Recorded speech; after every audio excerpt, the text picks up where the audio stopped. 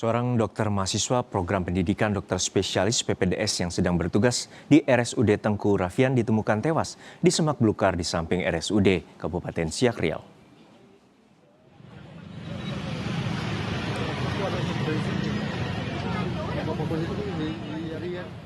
Warga dikejutkan dengan penemuan dokter yang ditemukan tewas di area semak belukar samping pagar luar RSUD Tengku Rafian, Siak Riau. Saat ditemukan, tas serta seluruh barang milik korban masih utuh di lokasi kejadian. Korban diketahui baru bertugas menjalani praktik kedokterannya di RSUD Tengku Siak sejak tanggal 1 Juli 2026. Korban diketahui keluar dari rumah sakit sehari sebelum ditemukan meninggal.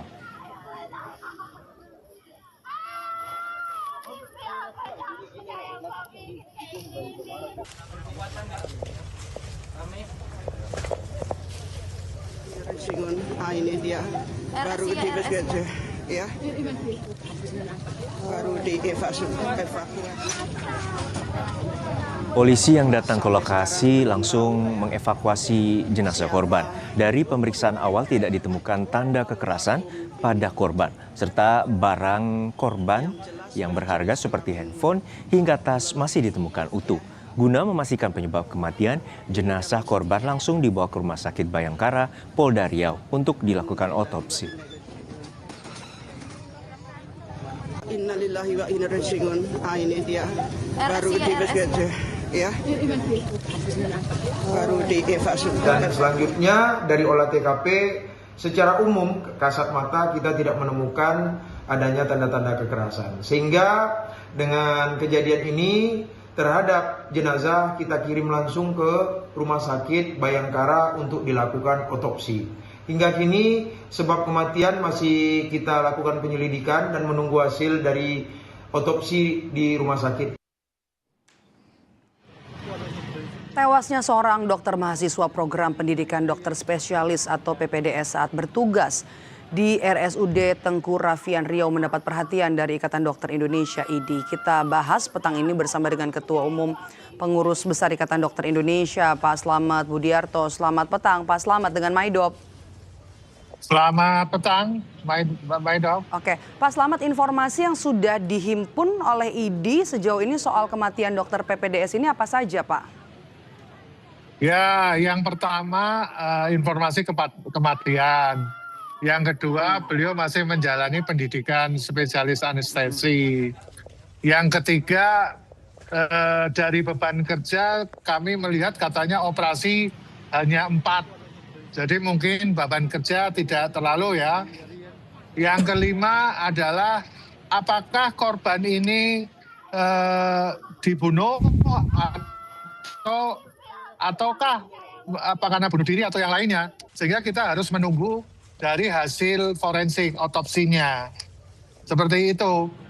Saya tidak tahu apakah ada kendala psikologis dengan rumah tangganya atau dengan siapa, saya belum mengetahui untuk itu. Oke. Baik, kalau untuk penyebab kematian kita masih harus tunggu. Tapi yang pasti info kematian apa saja yang Anda dapatkan, yang didapatkan, Pak? Ya sama seperti yang didapatkan oleh Kompas TV, belum dari luar itu tidak ada tanda-tanda untuk terjadinya pembunuhan. Tapi untuk memastikan itu kan harus dilakukan otopsi. Ya kita tunggu aja otopsinya. Kami awalnya berpikir bahwa wah ini jangan-jangan terjadi karena beban kerja lagi nih kayak sebelumnya yang di Manado ya. Itu kan. Nah ternyata kami telusur dari Ketua IDI menyatakan katanya operasinya sedikit. Dokter anestesinya di situ banyak, lebih dari 2. Jadi saya kira mungkin ada penyebab lain, kita tunggu aja nanti dari kepolisian. Oke, tapi yang diketahui oleh IDI soal profil dokter ini sebelum meninggal, sebelum ditemukan meninggal, apa saja Pak Slamet? Ya tidak ada tanda-tanda yang mencurigakan. Dia sebagai PPDS yang biasa dan mungkin ada masalah rumah tangga juga ya biasa kan kalau rumah tangga. Kemudian secara overall dalam melakukan tugasnya di rumah sakit tersebut tidak punya masalah. Nah, makanya kita tunggu aja dari forensik tadi. Apakah sudah ada keterangan dari polisi soal penyebab kematian, dan kalau untuk soal beban kerja, apakah hanya sebatas untuk spesialis anestesi, apakah hanya menangani bertugas soal operasi saja atau ada yang lain, atau apa yang perlu didalami lagi? Nah, itu yang kami lagi dalami. Apakah operasinya sedikit tapi beban kerja mengerjakan yang lain-lain berat. Itu kita masih on proses. Tapi sekali lagi ID tetap fokus pada jam kerja untuk PPDS. Dokter PPDS itu maksimal 8 sampai 10 jam. Kami sudah menghimbau kepada Kementerian Kesehatan, karena Kementerian Kesehatan kan mengeluarkan surat edaran bisa 80 jam. Nah, ini sangat membahayakan bagi diri sendiri, pasien, dan yang lain-lainnya karena terlalu berlebih. Jadi kita patokannya 8 sampai 10 jam per hari atau 40 sampai 50 jam per minggu gitu loh.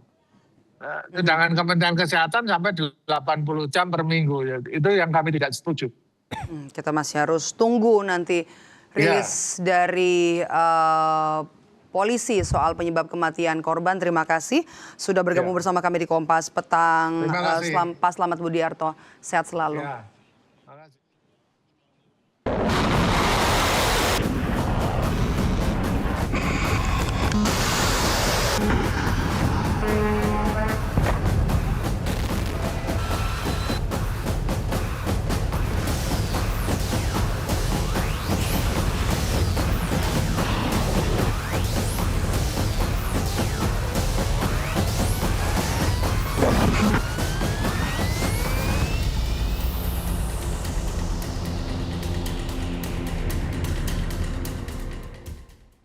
Militer Iran merilis serangan rudal yang diluncurkan ke pangkalan Amerika Serikat di negara sekutunya di kawasan Teluk Persia. Usai Presiden